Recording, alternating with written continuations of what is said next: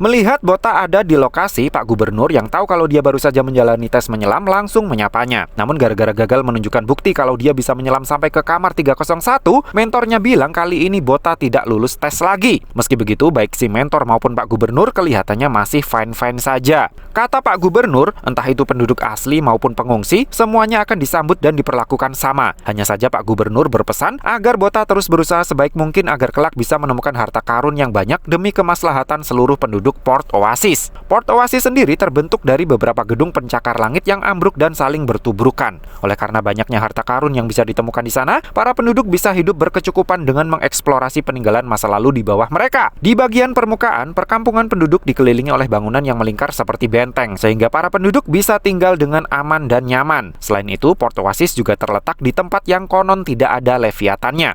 Nah, rumor tentang penemuan harta karun di Port Oasis secara cepat menyebar dan membuat para pengungsi dari berbagai penjuru dunia mulai berdatangan. Oleh karena Pak Gubernur menyambut baik kedatangan mereka semua, karena Bota dan Lita akhirnya bisa hidup dengan nyaman di sana. Dan karena aturannya jelas, siapapun yang menemukan harta karun bisa memilikinya secara penuh, maka para penjelajah semakin bersemangat untuk menyelam lebih dalam dan lebih dalam lagi. Kata mentornya Bota, hidup sebagai penyelam di Port Oasis sangatlah menjanjikan. Jika bisa menemukan satu harta karun saja seperti Jako, maka otomatis akan langsung tajir melintir. Namun Bota secara tegas bilang kalau dia tidak berencana untuk menjadi seorang penyelam. Dia ingin menjadi seorang harpunis. Sang mentor tentu saja heran mendengar cita-citanya Bota itu, karena faktanya tidak ada satu leviatan pun yang pernah terlihat di sekitar Port Oasis. Dia kemudian ingat kalau dulu juga pernah ada seorang anak yang kabur dari Port Oasis karena ingin menjadi seorang harpunis. Nama anak itu adalah Brun, yang tidak lain dan tidak bukan adalah salah satu mantan anggota timnya Kana. Dan ngomong-ngomong soal Kana, tujuan si mentor yang ternyata bernama Mao terus mengekor Bota menuju ke rumahnya ternyata karena ingin ngapelin Kana. Namun begitu Lita yang penampilannya kini sudah terlihat lebih dewasa bilang kalau Kana sudah cukup lama tidak kelihatan di sekitaran rumah, si Mao tentu saja langsung kecewa berat. Bota sendiri tanpa mempedulikan si Mao yang sedang frustasi, langsung masuk ke dalam rumah dan mendapati ada secangkir minuman hangat di atas meja. Bota lalu segera menyambar sebuah tongkat yang ada di dekat pintu dan langsung menghindar begitu ada seseorang yang menyerangnya secara tiba-tiba. Orang tersebut tentu saja adalah Kana yang memuji refleksnya Bota yang semakin bertambah cepat. Kana yang tidak mau mendengarkan penjelasannya Bota terlebih dahulu, tiba-tiba langsung menyerang Bota secara bertubi-tubi hingga menimbulkan suara yang membuat Mao tertarik untuk ikutan masuk juga ke dalam rumah. Dan begitu pintunya dibuka, Mao melihat Kana sedang terduduk lesu di lantai, sementara Bota terlihat berdiri di depannya sambil memegang sebuah pentungan. Mao pun langsung memukul Bota sekuat tenaga karena dia pikir Bota sedang membuli kakak perempuannya yang cantik jelita.